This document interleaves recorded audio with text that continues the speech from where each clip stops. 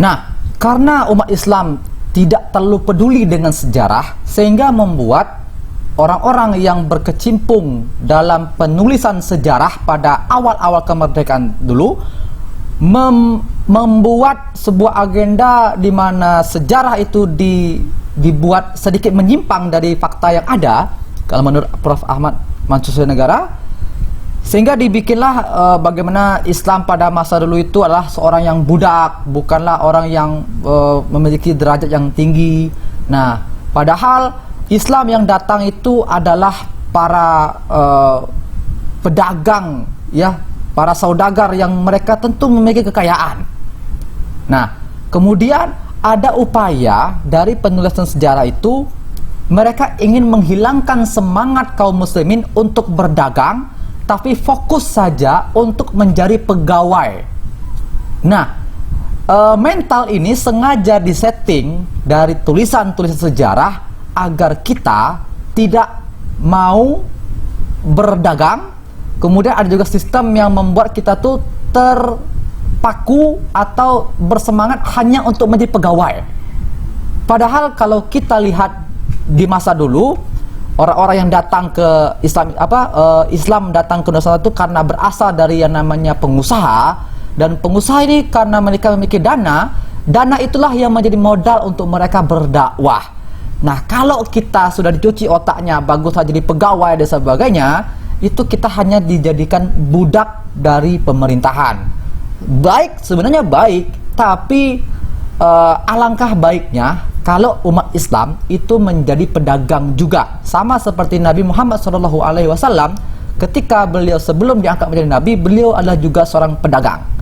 Nah, maka ada upaya untuk membuat berpikir bahwasanya baiklah menjadi pegawai daripada menjadi pengusaha. Padahal dengan menjadi pengusaha, kita punya modal yang banyak, kita bisa memberikan modal untuk perkembangan Islam di Nusantara. Nah, di buku Apis Sejarah juga disebutkan bahwasanya ditemukanlah mata uang Islam di berbagai daerah yang berkembang seperti di Eropa, ya. Ini membuktikan bahwasanya perkembangan Islam pada masa itu sangat dahsyat sekali. Bahkan mereka sudah memiliki mata uang sendiri. Nah, jadi jangan kita pikirkan Islam di masa dulu itu hanya mengikuti sistem yang ada di dunia yang sudah ada, tapi tidak. Mereka justru membuat sistem itu sendiri, mereka membuat mata uang sendiri, dan mereka menciptakan sistem pasar sendiri. Nah, itu yang saat ini itu masih minim di dunia ini, gitu, ya. Di Nusantara kita menjadi pusat dari niaga pada awal-awal dulu di Jawa Barat, ya. Disitulah tempat dimana bertemunya para pedagang, para penjual dan pembeli bertemu di sana, dan para ulama kita memanfaatkan momentum itu untuk berdakwah. Ini luar biasa. Dan disitulah nanti akan muncul para santri-santri yang akan siap untuk membela agama Islam. Nah, maka di sini kita bisa ambil bahwasanya Islam pada masa dulu mereka menciptakan sebuah sistem yang justru orang-orang Barat lah yang mengikuti sistem mereka. Bahkan disebutkan juga bahwasanya ketika dinasti Umayyah itu berkuasa di dunia, orang-orang Barat itu belajar itu ke Andalusia, itu ke Bani Umayyah. Ilmu-ilmu yang mereka dapatkan itu mereka sebarkan lagi ke daerah mereka. Tapi masalahnya ketika umat Islam terpecah, ya, ukhuwahnya hilang, mereka hanya terfokus pada ilmu pengetahuan tapi melupakan perpolitikan, sehingga membuat perpolitikan melemah. Lalu disitulah mereka menghabisi orang-orang yang bisa menaikkan derajat Islam. Nah, itulah buku ini terus menjelaskan kepada kita, pedulilah pada politik. Dulu para ulama kita berjuang dengan bambu runcing, maka sekarang kita harus berjuang dengan sebuah paku yang kita tancapkan kepada salah satu calon presiden, calon kepala daerah, calon anggota legislatif di masa-masa pemilu. Itulah tempat kita berjuang di masa sekarang. Karena mereka yang akan mengurus negara ini.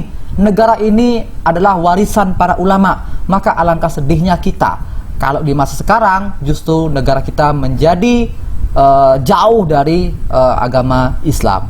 Nah, maka ini adalah sebuah motivasi bagi kita agar kita bisa menjadi orang yang bisa berkontribusi besar untuk agama Islam. Nah, jadi ada sebuah kalimat yang menarik dari Prof. Ahmad Mansur Suryanegara. Disebutkan bahwasanya penduduk Nusantara itu kan disebut buta huruf ya, buta huruf atau bodoh dalam berbicara atau menulis. Pertanyaannya lah, memang bodohnya itu bodoh apanya gitu kan? Tidak paham baca tulis apa gitu kan? Nah, mereka tidak paham baca tulis Latin, tapi bahasa Arab, Melayu mereka paham pada waktu itu karena pedagang Arab begitu banyak sehingga berkembanglah bahasa Melayu pada waktu itu.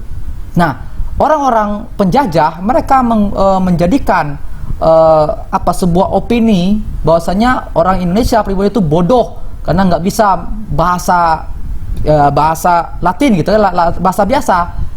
Mereka memang bodoh di bahasa itu, tapi mereka pintar, mereka terbiasa dengan menggunakan bahasa Melayu.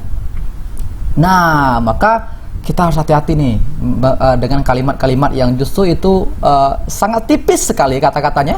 Umat Islam itu tidak buta aksara gitu kan. Buta aksaranya itu bukan berarti memang nggak bisa baca, tapi memang mereka menguasai bahasa Melayu pada waktu dulu itu. Kita bisa lihat kan bagaimana penulisan-penulisan nama-nama di daerah-daerah Indonesia itu banyakkan dari bahasa-bahasa Arab, seperti misalnya Maluku itu kan awalnya berasal dari kata Al-Muluk gitu kan, kerajaan Al-Muluk, karena di Maluku itu terdapat beberapa kerajaan-kerajaan yang Islam yang banyak di Maluku. Kemudian juga seperti Jayakarta gitu kan. Jayakarta itu sebenarnya awalnya berasal dari kata Fathan Mubina ya, kemenangan yang paripurna. Nah, awalnya namanya Fathan Mubina, tapi diganti nanti jadi namanya Jayakarta kalau bahasa yang Indonesianya, dan nanti berubah nama menjadi Jakarta.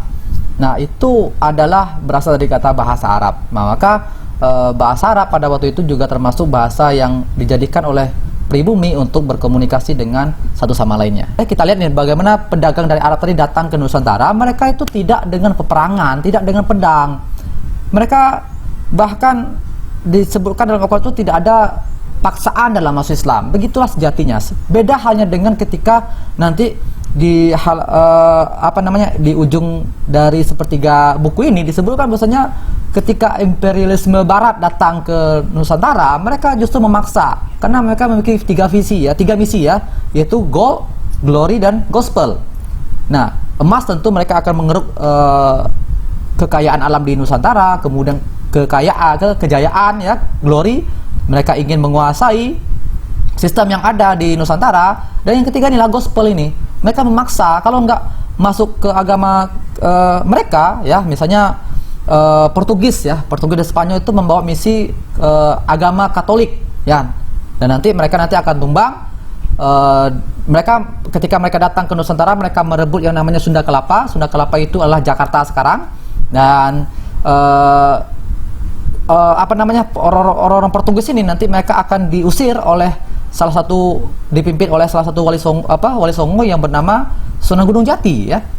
Nah, mereka nanti akan diusir dan kembalilah Sunda Kelapa tadi yang pertamanya dikuasai oleh kaum muslimin, karena disitulah tempat pusat dari perdagangan pada waktu dulu. Tapi karena Portugis masuk, mereka menguasai di sekitar sana. Lama waktunya orang-orang Islam bisa menguasai lagi. Nah, ketika Sunan Gunung Jati bersama pasukan kaum muslimin, para mujahid yang siap untuk merebut kembali Sunda Kelapa, akhirnya mereka pun berhasil.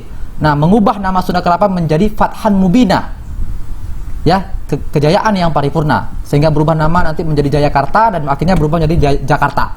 Nah, tapi nanti kembali direbut oleh imperialis Barat yang berasal dari Belanda, yang nanti mereka mengubah nama Jayakarta itu menjadi Batavia. Nah, begitu sejarahnya. Dan nanti Batavia itu berubah lagi namanya jadi Jakarta, tapi itu kita akan bahas di video berikutnya.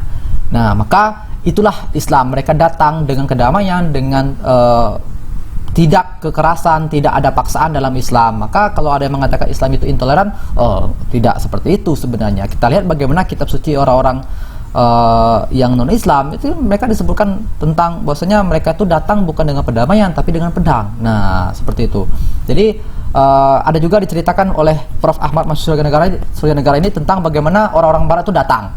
Kita lihat bagaimana orang Barat yang datang ke Amerika ya. Amerika yang awalnya di Amerika itu penduduk aslinya adalah penduduk Indian, ketika mereka datang maka penduduk India itu dimusnahkan semuanya, habis semuanya, meninggal. Ya. Kemudian ketika mereka masuk ke Afrika, ya di situ orang-orang negro. Orang-orang negro itu mereka nanti dikucilkan, dijadikan budak. Pokoknya mereka jadi tidak nyaman di daerah mereka sendiri gitu. Karena ada